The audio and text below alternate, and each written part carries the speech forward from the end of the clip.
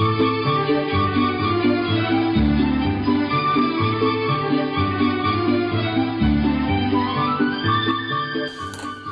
good day, folks. Uncle Johnny out here in Bear Creek going to talk to you about malting. Now, I'm not quite an expert yet. This is only my first year of malting the way you're supposed to do it. Now, I'd done it before, but I never quite got the malt where it needed to be. But I got some real good help from a guy up there in BC, brewing beer the hard way, and another fellow, Christopher, back in the Midwest, who's a professional maltster. And they kind of gave me some real big tips, like, buddy, you're doing it wrong, and just listen up. I said, yes, sir. I learned about that sir stuff 50 years ago. Well, the first thing you got to do with this stuff is you get your grain, and I grow mine, and by golly, it looks good, I think. I get this nice tall grain going out there, and I go out there with my mower and cut it all down and thresh it. Now, you're going to get grain, if you're going to go buy it at the feed store, it's going to be a little dirty. You're going to want to wash it so it's kind of clean. It won't turn the water all brown and opaque. Well, my grain I put into buckets. Use 8 pounds per bucket. And then buckets have holes in the bottom. And that's how I soak them. And there's a cycle there. You put them in the water for 8 hours, then you pull it out for 8 hours. That sort of thing goes on for 3 or 4 cycles. And the idea here is to get that percentage of water in that kernel up. You start off at around 12% when it's harvested, but you want to get it up to 45%. And the other thing is there's that sprout inside. It's called an acrospire. And it's been growing the whole time.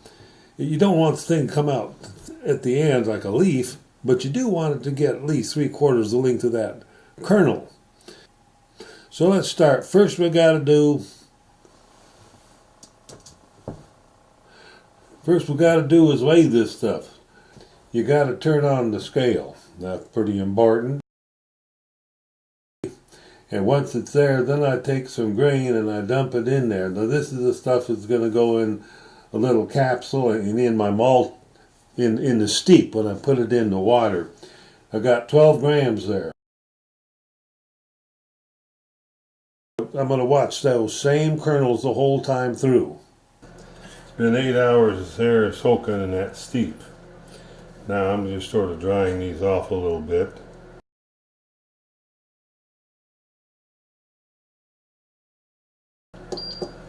And now we're going to see what the stuff weighs.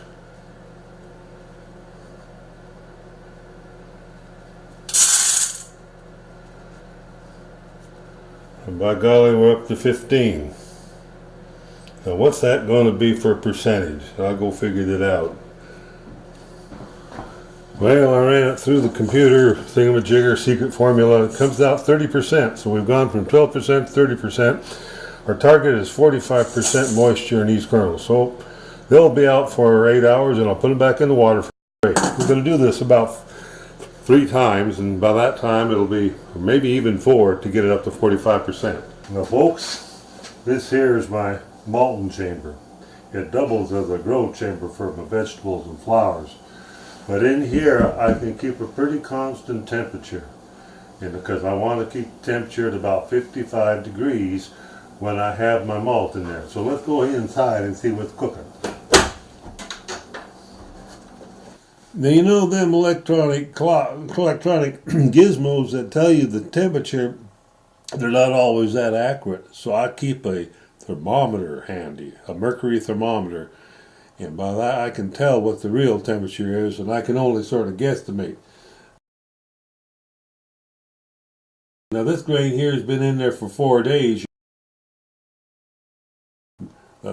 The root's starting to come out, the radicle. We want the grain to grow, but we don't want it to grow too fast. We want it to grow at a constant speed. That's why I have a malting chamber, so I can keep the temperature more or less around 55 degrees. And under those conditions, you'll get a much more uniform grain growth. Now here, it is growing after 1 week. And you can see there's a thermometer stuck in there, and it's a bit warmer in that than that. So that's a couple inches deep, and it's a bit warmer in there.